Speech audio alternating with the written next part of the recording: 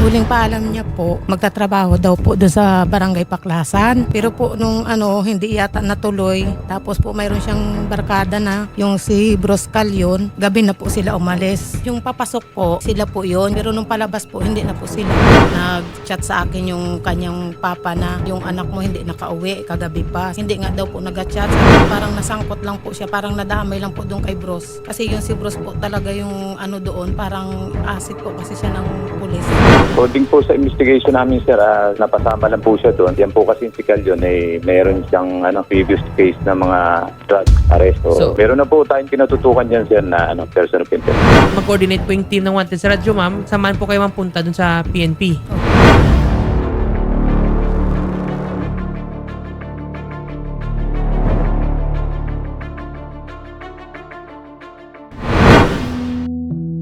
Yung anak ko po, nakikisali po yung minsan dito sa gulo ng Barangay Udyong kahit tanungin po sila. Medyo sakit din po ng ulo kasi po nagpapahabol lagi yun dito pag mayroong sa mga ronda-ronda. Pero hindi po yun involved na tungkol sa mga drugs baga ma'am. Yung yung sa bugbugan siguro, dahil dala ng mga barkada. Yun po yung ko. Mabait naman po siya pero di po natin alam kasi barkada po yung nagdala sa kanya sa ganung Yun lang. Hindi niyo po ba siya, ma'am, nasubaybayan po noong siya po ay bata pa? Ay nasubaybayan naman po. Mabait naman po yun nung yung pong lang po, ito lang nagbinata na po siya, parang nagiba na po yung ugali. Medyo naging pasaway na rin po. At saka yung time nga po na nandun ako sa Cavite, kauwi ko lang naman po noon, bali 1 buwan po ako bago nabalitaan ko pong nawala na naman siya. Yun po, bumalik po ako dito. Kung nalalaman po ninyo, ma'am, na itong anak niyo is napapasangkot o nadadawit sa mga gulo, nahuhuli ng barangay, ano po yung ginagawa niyo?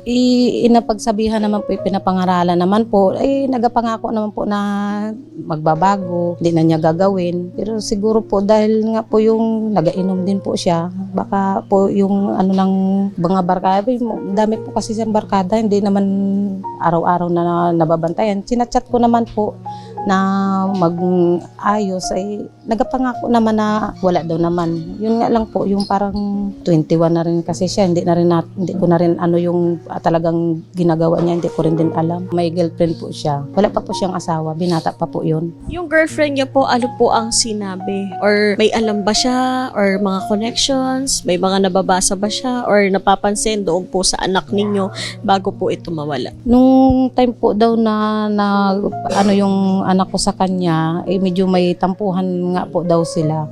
Kaya po nung mga 3 araw yata silang hindi nag-usap. Nung bago siya umalis, pa daw po dun sa girlfriend niya na makipagkita. Hindi naman po dahil nag-aaral nga po yung girlfriend niya. Hindi po na yung pakipagkita nila na na magkita sila dyan sa Yun po, nung gabi naman po, yun, umalis na siya hanggang hindi na rin po siya nakabalik. Yun na po ang paalam niya na kung lumabas ng school yung girlfriend niya kasi gusto niyang makita. Tapos hindi nga po nakapag dahil may klase. Yun, nung hapon, yun na, umalis na sila hanggang ngayon po. Pero wala naman daw pong alam yung girlfriend niya. Medyo may tampuhan lang po. So, hindi po alam ng girlfriend kung saan siya nagpunta pagkatapos po nun? Hindi po. Hindi na din po daw nag-chat sa kanya kung saan siya magapunta, ma'am.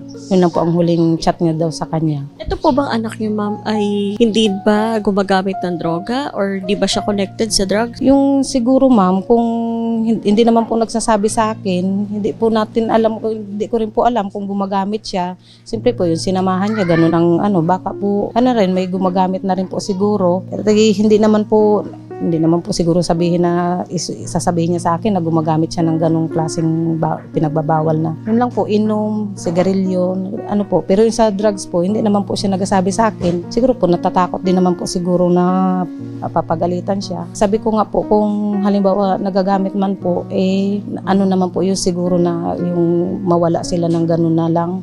Pumunta doon sa isang lugar, tapos paglabas ng motor, hindi na po sila yung sakay. Tapos hanggang ngayon, wala pa rin pong yung linaw ba na kung saan ba, hindi naman namin alam kung yung nakita sure ba yun na yung kasama niya din. Ano yung sa tingin nyo na dahilan po bakit nawala itong anak niyo? Yun nga po nung ano na yun tinawagan po siya nung kasama niya na sunduin siya doon sa lugar nung sa Victoria po na kasi yung anak ko yung may motor. Parang ginawa po yung sasakyan niya, yung parang service na rin po. Tinawagan po siya, sinundo pa po kasi nung anak ko yung barkada niya doon. Wala din po kasing masakyan yon. Tapos yun nga po, nung nakita na po yung ng CCTV na pumasok sila doon sa isang lugar na yon. Tapos nung lumabas, hindi na naman sila yung karga ng motor. Iba na po yung sakay. Ano po sa tingin niyo, ma'am, yung dahilan? Hindi ko din po sure na kung anong dahilan kung bakit nangyari sa kanila yun. Wala po akong na kung ano po yung lakad nila doon, kung ano po yung Kaya wala po akong alam kung anong intensyon nila doon, pat kaya pumasok sila doon sa lugar na yun. Pero yung pinuntahan niyang lugar, ma'am, ano po ang meron doon? Yun nga ang sinasabing parang marami yata doon na drugs ba yun? Hanggang ngayon, update ng pulis, wala pa rin daw, hintay-hintay lang. Kaya po hindi po ako makakabalik ng ganawa po ng inaalalayan ko po yung kaso ng aking anak. Palagi daw po ba pumupunta doon yung anak mo? Hindi po siya nagapunta doon. Wala po siyang doon. Dito lang po siya, parting San Aquilino, San Mariano, yan lang dyan po. Pero first time niya yatang pumasok ng Barangay Paklasan. Yun lang po ang pagkaalam ko kasi nagpaalam pa po siya sa papa niya na doon, parang trabaho naman yung pupuntahan. Hindi naman yung sabi na Pero nung gabi yata sila umalis, yun nga, tinawagan siya ng barkada niya na i-service yata siya ng mayroong pupuntahan doon sa bayan. Yun, hanggang napunta yata sila doon sa barangay ng Paklasan. Pero base po doon, ma'am, kasi di ba dalawa ho sila nawawala. Base po doon sa kabilang panig naman po sa isang pamilya. Ano daw yung paalam sa kanila nung sinamahan ng anak mo? Hindi naman po nagpaalam daw yun kasi sanay naman daw po yung mama niya na parang umaalis na ilang araw bago magbalik. Parang na sila na umaalis yun na hindi nagpapaalam. Kayo po, ma'am, na merong recover po na body sa dagat. Ano po yung naramdaman nyo? May kaba naman po na pero hindi naman po yung na yung tugma po na parang yung anak ko yun. Pero kasi po naman po nung kabila na sa kanya daw anak daw niya yun kasi dun sa suot na yung short siya yung yung brief na pinagkiklenan na kanyang anak daw yun. Pero hindi po siya sumama nung ng suko dun sa Hindi po siya talaga niya na nakita kung ano bagay yung suot. Pero kung po nung aking anak na isa na hindi yung kuya niya yun. Kasi iba daw yung suot ng kuya niya. Tsaka may kwintas po kasi yung nakita yata doon ng mga Tapos yung aking anak, wala naman daw kwintas. Pero hindi naman po ako kampante kasi po, ganun nga po yung nangyari na hindi pa lumalabas yung resulta. As of now po, ma'am, isa pa lang na bangkay ang nakita dito sa Mindoro and unfortunately, yun nga, hindi na siya makilala. So, mayroon pa po isa na hanapin pa. Opo. Pag nagdating po yung resulta, tapos na-confirm po na yung kasama ng anak ko yun po, na po si Hippie yata na ng Coast Guard uli, magpapasisid yata dun sa pinag-anuhan ng bangkay na nakita. Yun lang po yung hinihintay namin yung resulta po ng test po namin.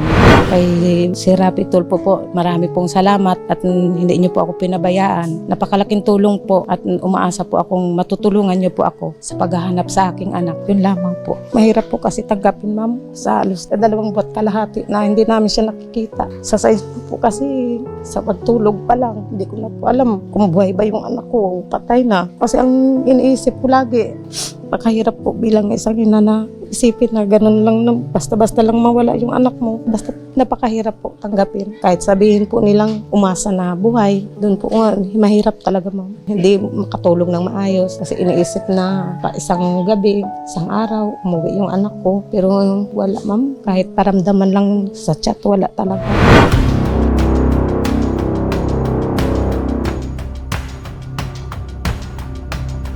As of now, yung pong status nung dalawang missing namin ay until now, wala pa ring konkretong makakapagsabi based doon sa sworn statement sa mga affidavit na mag-execute ng affidavit. Pero may mga information kami and somehow nagtutugma naman pero ang gusto ko sana merong mag-execute ng affidavit na at last mga 2 weeks ago, merong lumutang na na bangkay dito sa area namin and accordingly doon sa nanay, yun daw yung short nung anak niya at saka brief. Pero ang ginawa namin dahil nga sa wala ng facial identification, nagpa-request ako ng DNA analysis. At until now po, wala pa yung result. para matugma kung compare kung sila ba talaga yun yung hinahanap namin at nung nanay. Pero sana pag lumabas na yung DNA, mapagtitibay na yun talaga yung nawawala niyang anak.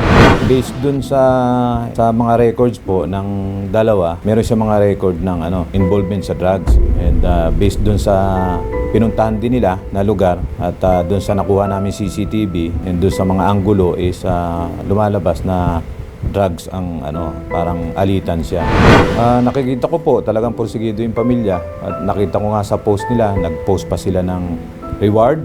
So ganun po kaseryoso yung kanilang side at kung gaano kami kaseryoso, nakikita ko na gusto talaga nilang ma-resolve. So nag-post po sila na magbibigay sila ng reward at sana ay madinig yan ng mga ating kababayan at patuloy nilang subaybayan kung ano yung buong pangyayari at maghanap pa rin sila ng tulungan nila kami para makahanap ng testigo na tatayo at mag-execute ng affidavit para may sampa na yung kaukulang demanda doon sa person of interest namin.